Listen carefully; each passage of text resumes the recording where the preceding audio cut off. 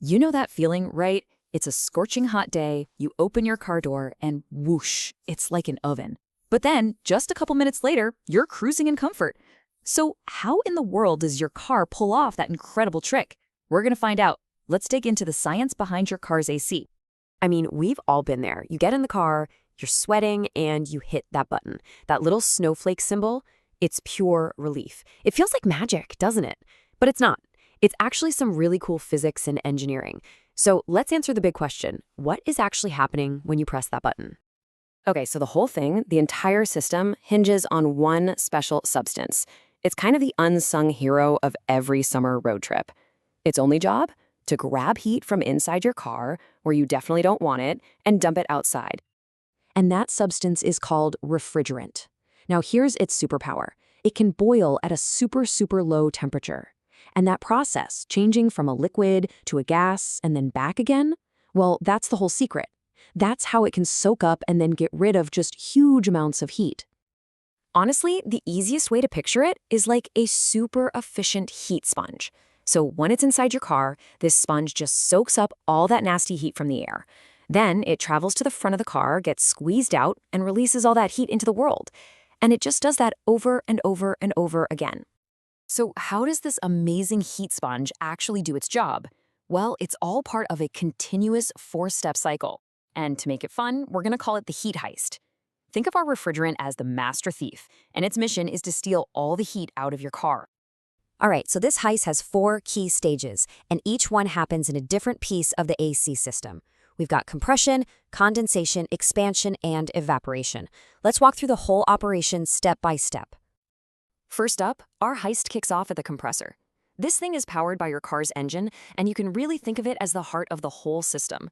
Its job is to pump that refrigerant all the way through. So what does the compressor do?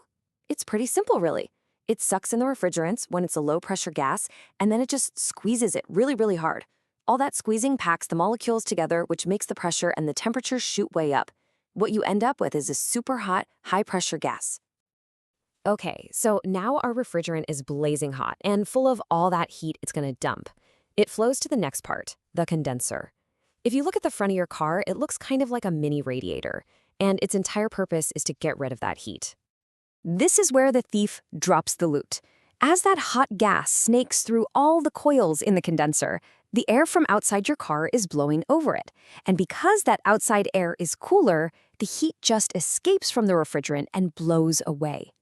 This cools the refrigerant down so much that it actually turns from a gas back into a liquid. It's still under really high pressure, though. All right, now we have this high-pressure liquid, and it's headed for a tiny but maybe the most important part of the whole system, the expansion valve. You can think of this as the bouncer at the club, the gatekeeper to the cold. This is where things get really interesting. So this valve forces all that liquid through a teeny tiny little hole. And when it does that, the pressure just plummets instantly. It's kind of like when you let the air out of a tire, that sudden whoosh. That rapid expansion makes the refrigerant get cold, like insanely cold. We're talking near freezing. What comes out the other side is a frigid, low-pressure spray. Okay, now we've got this super chilled liquid spray, and it flows into the evaporator. This is another one of those radiator-looking things, but this one is hidden deep inside your dashboard. This is where the cooling you feel actually happens. In our heist analogy, this is the scene of the crime. So as that frigid liquid flows through the evaporator's coils, it's finally ready to do its main job, soak up heat. Remember what we said about its crazy low boiling point? Well, as the warm, stuffy air from inside your car gets blown over these coils, the refrigerant immediately starts to boil. And think about it. When you boil water on a stove, it absorbs heat from the burner, right? Same idea here. The boiling refrigerant sucks a ton of heat out of the air, and what's left is that nice, cold air that blows out of your vents.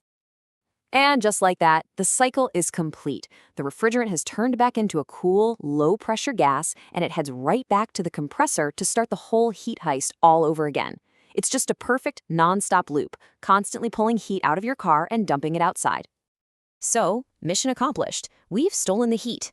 But how does that amazing cold air actually get from the dashboard to you? Well, the last step is actually the simplest part of the whole thing.